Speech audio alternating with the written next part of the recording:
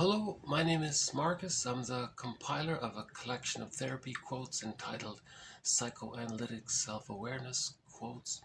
This is TQ 328. Therapy quote number 328.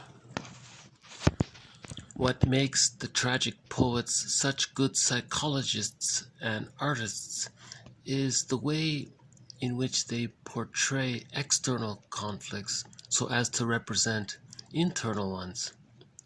We can psychoanalyze the characters who are not so much individuals as embodiments of representative patterns of emotional conflicts, with the result that one can see the conflict of emotional forces even more clearly.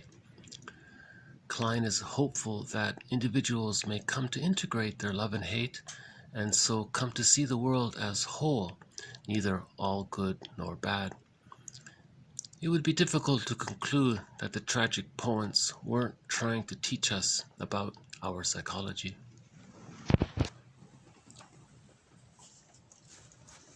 So, remember what the child said, fairy tales and myths are true on the inside, not on the outside. So, for example, Robert Bly tells the Grimm's tale, which he calls Iron John, where the boy has to get the key out from under his mother's pillow. So it's not literally about that physically on the outside.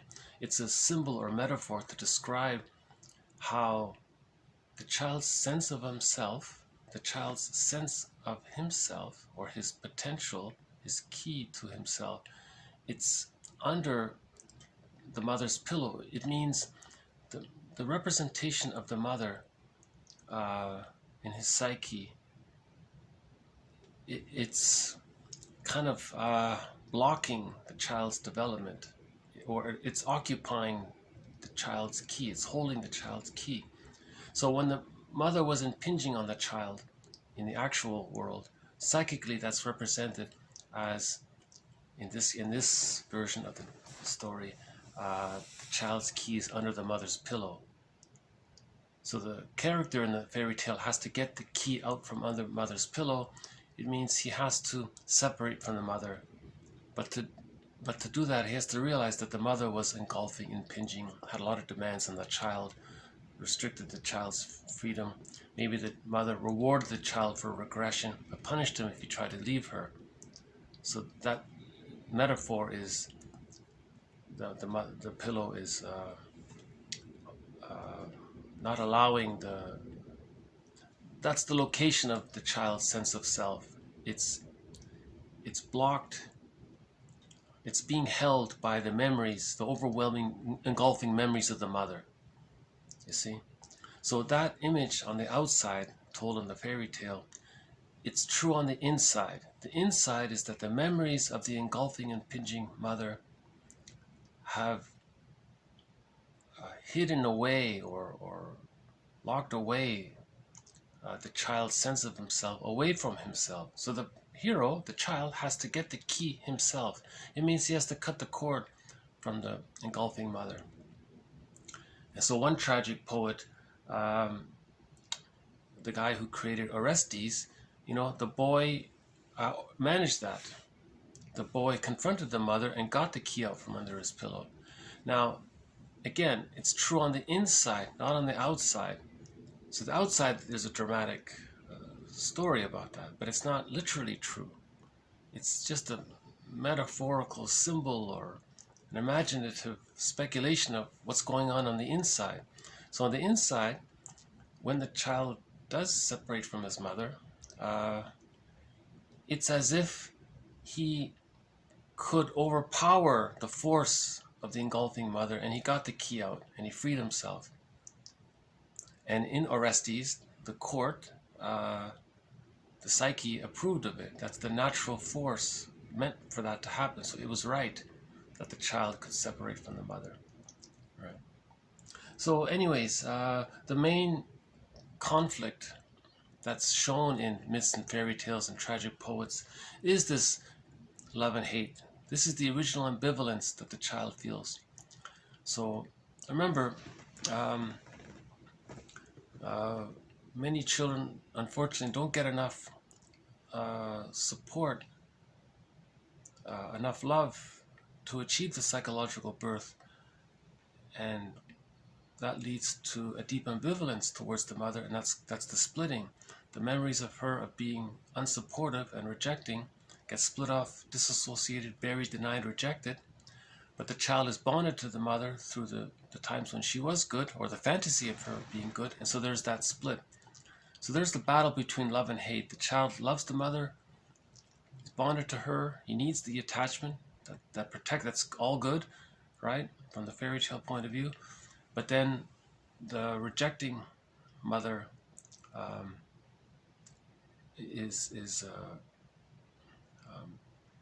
it means the child had needs and the child didn't get his needs met. So that's all bad from the child's point, from the baby's point of view.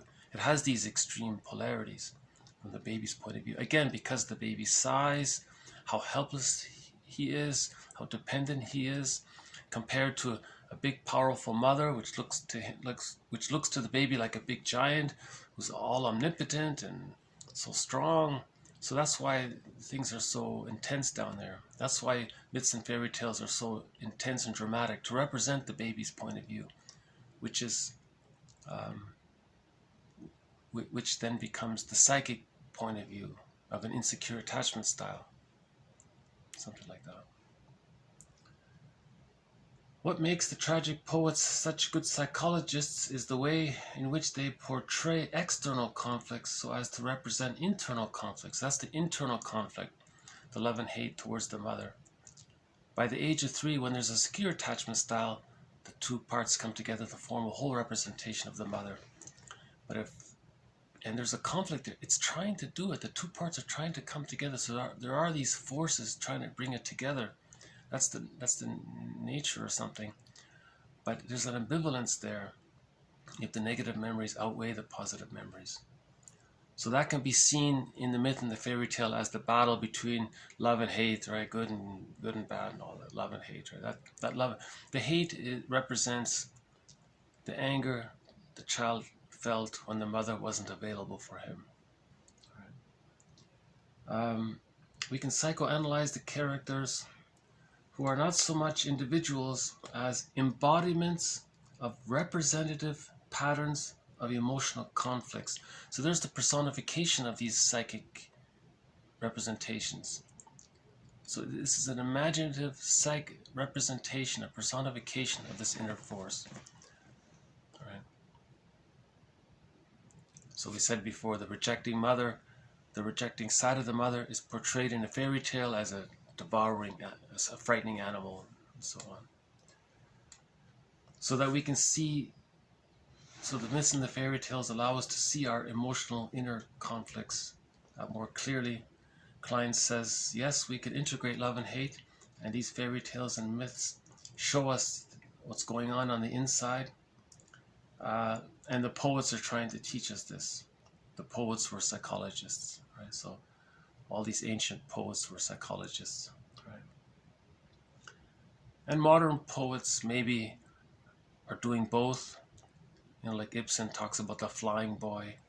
So, you know, the Peer Gynt, right? And the dollhouse, the girl was restricted at home and all that. So, again, this Maxium, know thyself. The self has the conscious part and the unconscious part. The unconscious part is reflected in myths, fairy tales, poetry, literature, and all that.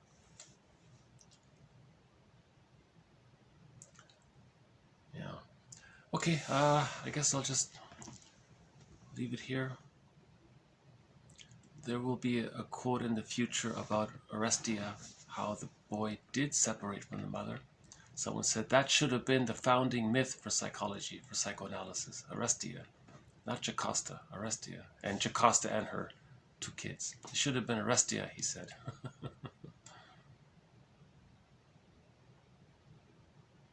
See, this all goes back to what Bruce Springsteen said. Recognizing that our parents were just ordinary people caught in their existential dilemmas. The parents may have had prenatal trauma, birth trauma, situational trauma, intergenerational trauma, trauma with siblings, with other family members, trauma with their relatives, maybe trauma in the environment, trauma, school shock, at the dentist, getting the tonsils out. The parents were caught in their existential dilemma. And as we get to realize that, hopefully by interviewing the parents, what was the pregnancy like? What was the birth like? What were the first 3 years like? What was going on? Details, tell me. Then we get to realize that we didn't get a secure attachment style, and that helps to bring up the feelings. And then the mourning leads to the psychological birth, you see. But the splitting precludes the mourning. So to mourn, we have to get the knowledge and bring it up. And if splitting precludes mourning, then that leads to pathological grief, aggravated grief, chronic sorrow, melancholia, pathological nostalgia. That leads to stress on stress. That leads to what one person said, to becoming a curmudgeon. And then Nietzsche said that we need more olders to become elders. So we need more people to mourn so they can become an elder. That's the psychological birth. So a person in their 70s, if they can mourn it, they can suddenly become an elder. You can achieve the psychological birth anytime. It can happen at any age, put it that way. Okay, I'll just do a quick zip through. What makes the tragic poets such good psychologists and artists is the way in which they portray external conflicts so as to represent internal ones. We can psychoanalyze the characters who are not so much individuals as embodiments of representative patterns of emotional conflicts, with the result that one can see the conflict of emotional forces even more clearly. Klein is hopeful that individuals may come to integrate their love and hate, and so come to see the world as whole, neither all good nor bad. It would be difficult to conclude that the tragic poets weren't trying to teach us about our psychology. And again, the word psychology means study of the psyche, study of the soul. So with an insecure attachment style, there's a fragmented soul. So we study psychology to heal the soul. Unhappiness is a malady of the personal synthesis. So we study the psyche, we study so that we can synthesize and integrate the different parts of ourselves. Get to know the secret self, the stranger within, the one that walks with us, that doesn't look like us, but is us, the shadows, right? The rubberized bag metaphor, to find the feeling self that's in the bag and reintegrate it into the person. So we're healing, we're integrating, we're healing the split off parts. We're getting to know the stranger within, the shadow, and so psychology is the study of soul repair. Psychology is the study of healing the soul, right? Healing the psyche, the study of the psyche, right? They used to call them soul doctors, apparently. Now they call them psychologists. And there's different branches, developmental psychology and so on. Evolutionary psychology, neuropsychology, all different angles. Because, the goal, Klein says, that's what Wilson said, that's the moral revolution, to heal the splits, to look within to heal ourselves, right? The moral revolution is to heal ourselves. That's the moral revolution. Other authors said it's a moral responsibility to take responsibility for our unconscious history, for our childhood past, to look at how we as children survived our childhoods and know what's happening. Is it still going on, those immature infantile defense mechanisms?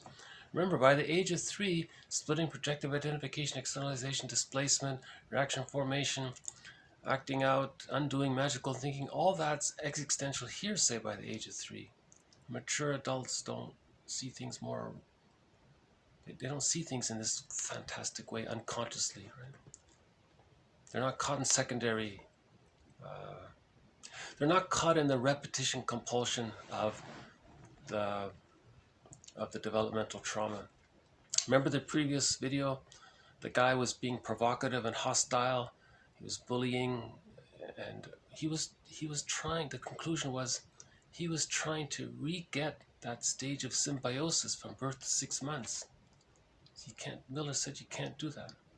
No one can travel back in time in a time machine and get the mother to offer that secure attachment style from birth to 6 months. But that's what the bully's doing. He's traumatized. To not get that extended womb from birth to 6 months, that's a developmental trauma. And the repetition compulsion around the developmental trauma from birth to 6 months is that hostile, provocative behavior, trying to get someone to be in perfect union with you and do everything you want and to meet your needs and try to create that symbiote. It's impossible. It can't be done. So that's why the moral revolution is to mourn and to achieve the psychological birth. Right? Otherwise, the person is in the unlived life, caught in the repetition compulsion, like Sisyphus, repeating the trauma, trying to master that old trauma. After the age of 5, it can't be done. 5 is the limit, they said, right? Okay, I guess I'll just leave it here. So more quotes will come from Robert Bly, and the one about Arestia will be for a future video.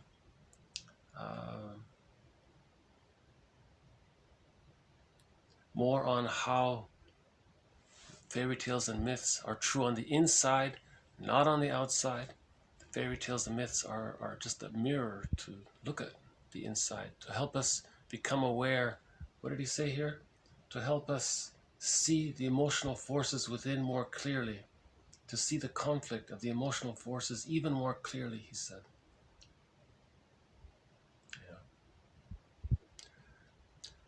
Okay, so I guess I'll just stop it here for this one.